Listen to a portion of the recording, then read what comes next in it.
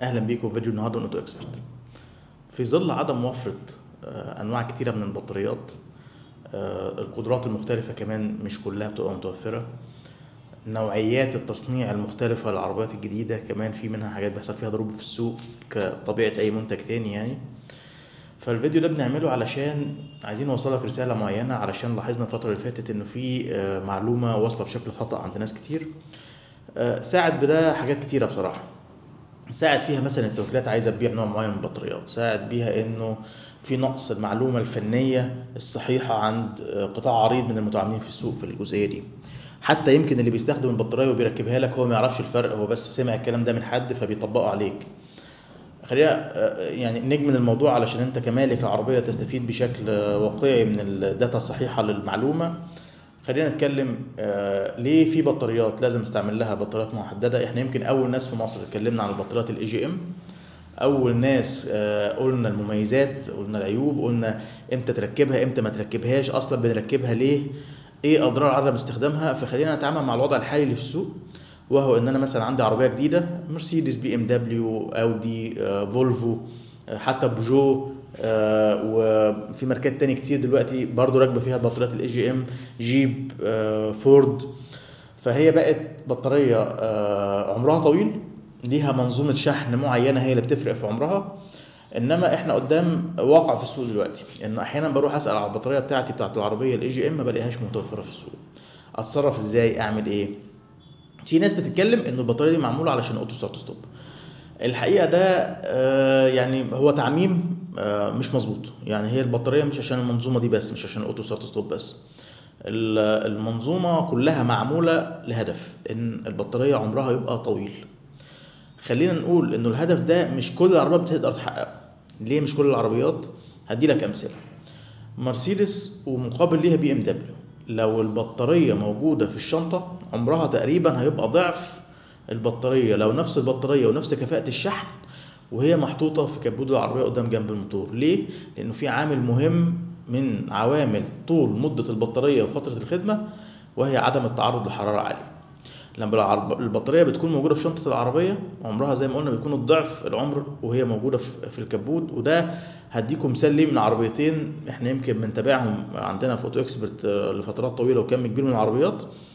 خلينا نقول السي 180 مثلا وال 320 او الفئه الثالثه، يعني فئه سي قصاد الفئه الثالثه.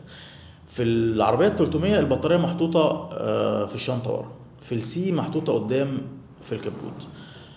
خلينا ناخد بالنا بقى انه هنا البطاريتين رغم ان هم نفس التكنولوجي ونفس طريقه الشحن، في بي ام دبليو البطاريه ممكن تستمر لغايه 7 سنين، لانه الشروط كلها موجوده، انه منظومه شحن معينه مع البطاريه محطوطه بعيد عن الحراره، مع حاجات تانية اتكلمنا فيها فيديوهات هنزل لكم لينك ليها دلوقتي. انما اجمالا البطاريه ممكن تقعد 6 و7 سنين عادي، وساعات اكتر كمان. هنروح في السي 180 هنلاقي البطاريه ممكن سنتين وتبتدي المشاكل، 3 سنين ممكن يبقى ده افريج العمر، رغم انها نفس التكنولوجي نفس المصنعين نفس كل حاجه، بس لانه البطاريه معرضه لحراره اعلى وهي موجوده في الكبوت فبالتالي العمر بيكون قليل. برضو خلينا نقول هيودينا ده نقطه تاني، في عربيات بيبقى مكان البطاريه فيها رخم، يعني انت عشان تستبدل البطاريه بتفك اجزاء كتير، زي الفورد كوجا مثلا. الفورد كوجا فيها ميزه في الموضوع البطاريه ده، هو المصمم حاول قدر الامكان يبعد البطاريه عن مصدر الحراره، فبعدها لجوه قدر الامكان في المكان اللي هي محطوطه فيه، ملاك العربيه يبقوا عارفين وعارفين غلاسته.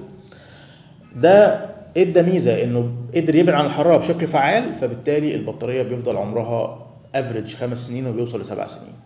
عشان كده بقول ربما يكون عندنا عربيات احنا ما بنستفدش فرق السعر، بندفع فلوس كتير.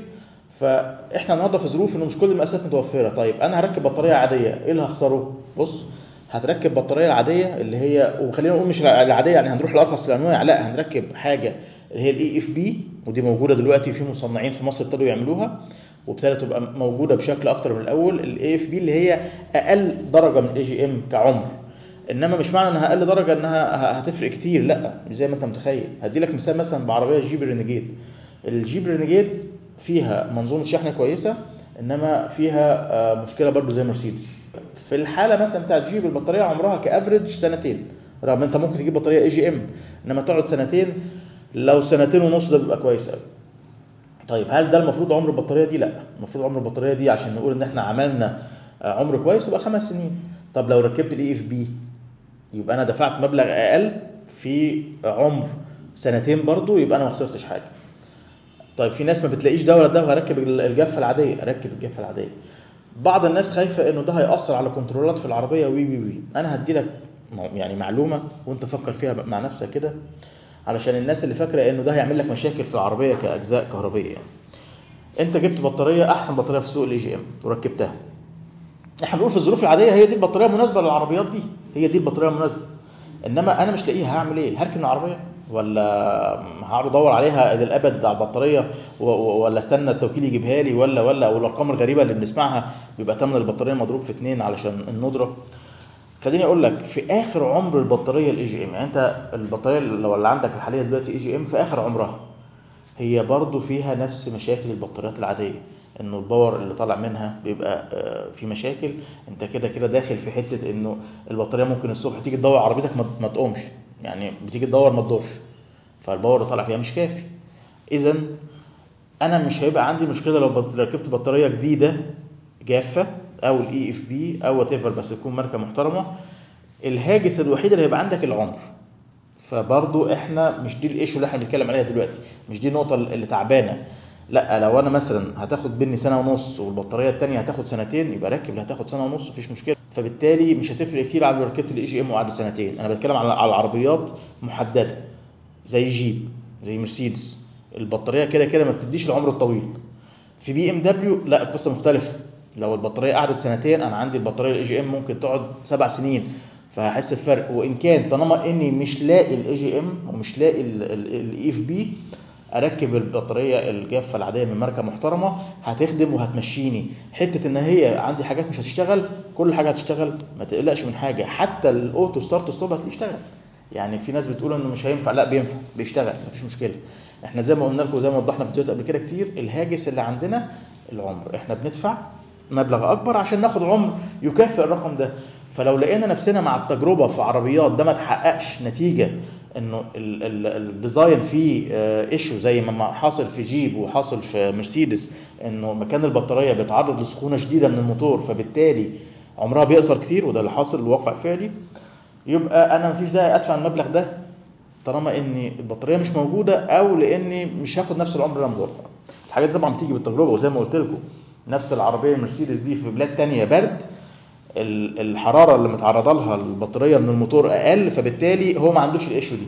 بس عندنا احنا هنا يا اما بقى البطاريه في الشنطه زي ما عامله بي ام دبليو فبالتالي بتاخد العمر كامل بتاع البطاريه، يا اما البطاريه موجوده قدام تعرضت لحراره، والبطاريات الاي جي ام حساسه جدا للحراره، فبالتالي بنفقد اكتر من نص عمر البطاريه نتيجه تعرضها للحراره. هنقول هو المصمم مش واخد باله من ده؟ لا، واخد وعارف، بس بيبقى عندنا نقط مختلفه. انه البطاريه زي ما قلنا العربيه شغاله في جو حار من اوروبا، فبالتالي الايشو دي عشان ياخدوا بالهم منها عشان يغير، هو مش هيغير لك مخصوص، يا اما كان التصميم الاول معمول في الشنطه او لا. الحاجه الثانيه انه في بعض المصممين يقول لك لا انا عايز افضي مكان اكبر في الشنطه، فبالتالي بقى عندي مكان قدام في جنب الموتور، فانا هحطها قدام، بحاول ابعدها شويه، انما مش كل الاحوال الدنيا بتنجح. يعني فورد كوجا نجحوا ان هم يبعدوا البطاريه ويعزلوها كتير عن حراره الموتور، فالبطاريه بقت بتعيش كتير. مرسيدس وجيب ما نجحوش في ده، البطاريه بقت نص عمرها، حتى لو جبت الاي جي ام ما بتكملش العمر كامل للاسباب اللي احنا قلناها. عشان كده حبينا نوضح لكم، يعني مش قضيه كبيره وانت بتاخد البطاريه النهارده في الظروف دي. واسال في التوكيل، واسال بره التوكيل، لانه دايما بتلاقي الاسعار احيانا ما بتكونش عامل لها ابديت، ممكن يكون حد عنده بضاعه لسه ما اتطبقش عليها السعر الجديد للدولار فبتاخدها بسعر كويس. فما تستسلمش لنقطه انه انا لازم اركب البطاريه دي والمزنوق في النقطه دي، لا، انت اختار القدره بتاعه العربيه المناسبه البطاريه المناسبه لعربيتك وتحرك على هذا الاساس. وكده مش هتبقى اخر بطاريه تغيرها، وما تقلقش خالص من حته انه في كنترولات هتبوظ او في حاجه هتتلف، ده كله مش هيحصل. طمن، احنا بنطمنك وقت. ارجو الفيديو يكون مفيد، شكرا ونستناكم المره الجايه.